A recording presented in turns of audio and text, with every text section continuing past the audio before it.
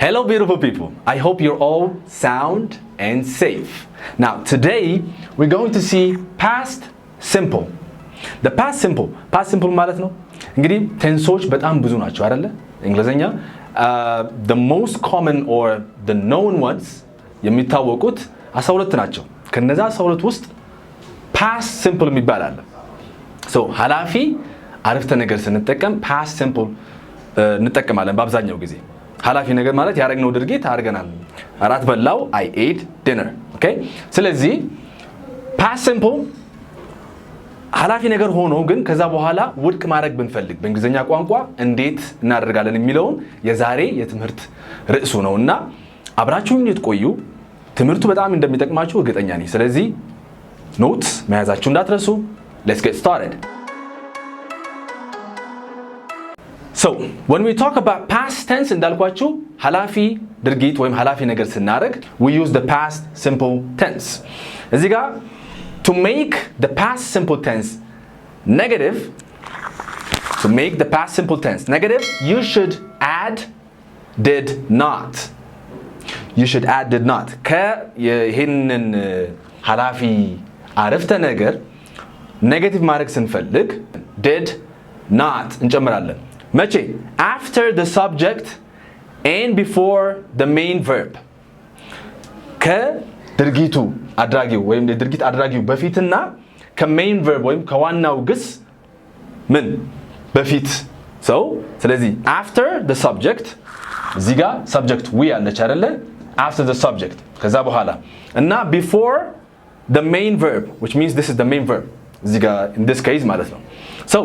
እንደ ምሳሌ እስኪ እንመልከት የመጀመሪያው ሐላፊ አረፍተ ነገር ነው we studied for the exam we እኛ studied አጠናን for the exam አይደለ እዚህ ጋር ሐላፊ አንድ ነገር ማስተዋል ያለባችሁ ነገር ሐላፊ ስንጠቀም ሰብጀክቱ ይመጣና ከዛ በኋላ the past form of the verb ከዚህ በፊት የግሶች ፎርሞች አሉ ወይም መልክ አላቸው ብዬ ነግራችኋለሁ እንዳትረሱልኝ እሱ አምስት ፎርሞች የሚታወቁ አሉ እነሱ ምንድናቸው the base verb ወይም verb 1 ሁለተኛው verb past form of the verb ወይም ሐላፊ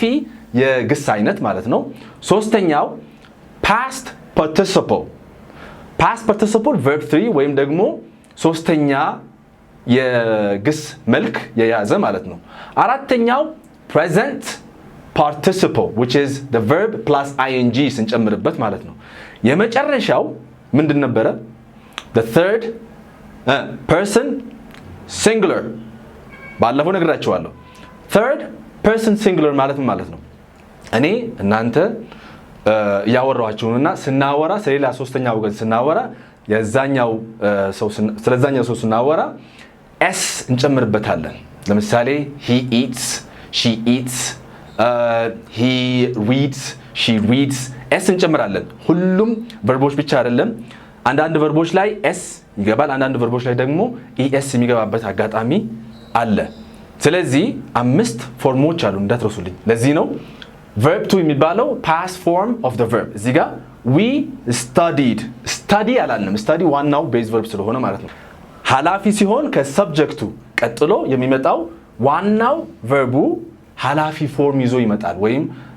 the past form of the verb ከዛ በኋላ for the exam so we studied for the exam ለፈተና አጠናን ይያል ነው ኔጌቲቭ ማድረግ ብንፈልግ ወይም ደግሞ አላጠናንም ማለት ብንፈልግ what should we say this is the negative form we ቅድም እንዳልኳችሁ እቺን እናስገባለን we ምን እንላለን we did not we did not ምን study ከዛን for the exam እዚህ ጋር ካስተዋላችሁ did not ከመጣች የሚቀጥለው verb ሐላፊ ፎርም ይዞ አይመጣም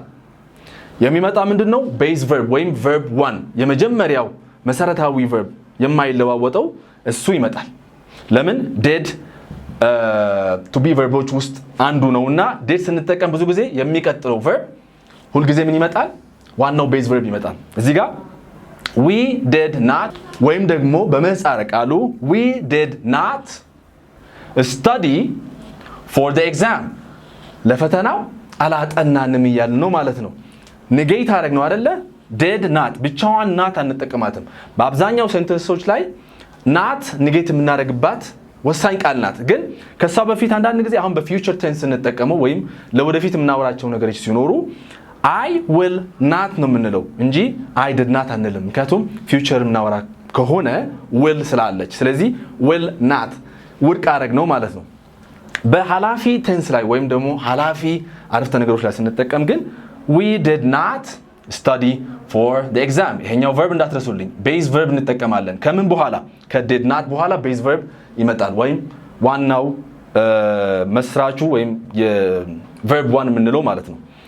ሁለተኛው example he called his mother እሱ እናቱ ጋር ደወለ አለፈ ደወለላት አለቀ so he called እዚህ ጋር ካያችሁ verb ምንድነው ተለወጠ የመጀመሪያው ዋናው verb ነበር call ነው አይደለ ዋናው verb ሁለተኛው verb ምን ይሆናል the past form of the verb ed እንጨምርበትና ከዛም ሐላፊ ይሆናል ማለት ነው so he called his mother እናቱ ጋር ደወለ አበቃ እሺ እናቱ ጋር አልደወለም ስንል ደግሞ he ይሄኛው did not call እሺ his mother እናቱ ጋር አልደወለም ካስተዋላችሁ አሁንም call ዋናው verbu እዚህ ጋር base verb መጣ ማለት ነው ለምን did not ከመጣ ከሱ ቀጥሎ ያለው verb በሙሉ base verb ይሆናል ተግባባን እስካሁን ድረስ ሶስተኛው ምሳሌ እንየው ደግሞ I remembered to buy milk I remembered to buy milk እዚህ ጋር ምንድን ያልኩኝ ነው ወተት እንድገዛ አስታወስኩኝ አስታውሶ አልቋል አበቃ ሰው ወተት እንድገዛ አስታወስኩኝ I remembered to buy milk ዋናው verb ምን ነበር እዚህ ጋር የዚህኛው remember ብቻውን ማለት ነው remember ከዛን እዚህ ጋር ምን አደረግንበት ed ጨምርንበት ለምን ሐላፊ አረፍተ ነገር ስለሆነ ማለት ነው so I remembered to buy milk so I remembered to buy milk ወተት እንድገዛ አስታወስኩኝ እዚህ ጋር አላስታወስኩም ማለት በፈልግስ ወተት እንድገዛ አላስታወስኩም I did not remember to buy milk remember ተለወጠች ከed የነበረውን verb ማነው past form of the verb we just change it to the base verb ከምን በኋላ ከdid not በኋላ so subject አለ I ከዛን did not መጣች ከዛ በኋላ main verb አለ ከዛ በኋላ የcomplementary ወይ ደግሞ የምንቀጥልበት ሐሳባችንን የምንገልጽበት ሌላው to buy milk okay አራተኛው ምሳሌ I ate lunch yesterday I ate lunch yesterday ትናንት ምሳ በላው አበቃ እሺ አልበላሁም ትናንት ምሳ አልበላሁም ማለት በፈልግስ I did not ምን eat lunch I did not eat lunch አያችሁ እዚህ ጋር ate ሁለተኛው አንዳንድ ጊዜ አንዳንድ ቨርቦች ምን መሰላችሁ የverb types regular እና irregular የሚባሉ ቨርቦች አሉ regular ማለት የተለመዱ ወይም ጤነኛ የሆኑ ቨርቦች ማለት ነው ምንም ማያስቸግሩ the base verb አለ ከዛ በኋላ ከbase verb በኋላ የpast form of the verb እና past participle ed ብሎ ይቀበላሉ ልክ ቅድም እዚህ ጋር እንዳየነው cold የሚለውን ed በpast form በpast participle እንደዛው ed ይቀበሉና ከዛ በኋላ የቀረው ቀላል ነው ing እና s የምንለው ማለት ነው እዚህ ጋር ግን ይሄ irregular verb ውስጥ የሚካተት verb ነው ate eaten ከዛን ing eating ወይም ደግሞ eats የሚለው አምስት መልኮች ማለት ነው so I ate lunch yesterday ትናንት ምሳ በላው እዚህ ጋር ግን ምሳ ትናንት አልበላውም so I did not eat lunch yesterday ትናንት ምሳ አልበላሁም ብዬ የተናገርኩኝ ነው ማለት ነው በዚህ መልኩ ስለ past simple negative ማድረግ ስንፈልግ ወይም ሐላፊ አረፍተ ነገሮችን ኔጌቲቭ ማድረግ ስንፈልግ በነገራችን ላይ did not የምንጠቀመው ለነዚህ ለpast simple ብቻ ነው ሌላው ሲለዋወጥ እንደ verbu ይለዋወጥ ይችላል እንደ ቴንሱ ማለት ነው verb ሳይሆን እንደ ቴንሱ ይለዋወጥ ይችላል ብዙ ቴንሶች ስላሉ ቅድም እንደነገርኳችሁ 12 የታይፕ ኦፍ ቴንስስ ስላሉ እነዛ ውስጥ የተለዋወጠ ይመጣል እዚህ ጋር ግን የምንጠቀመው ለpast ወይም ለሐላፊ አረፍተ ነገሮች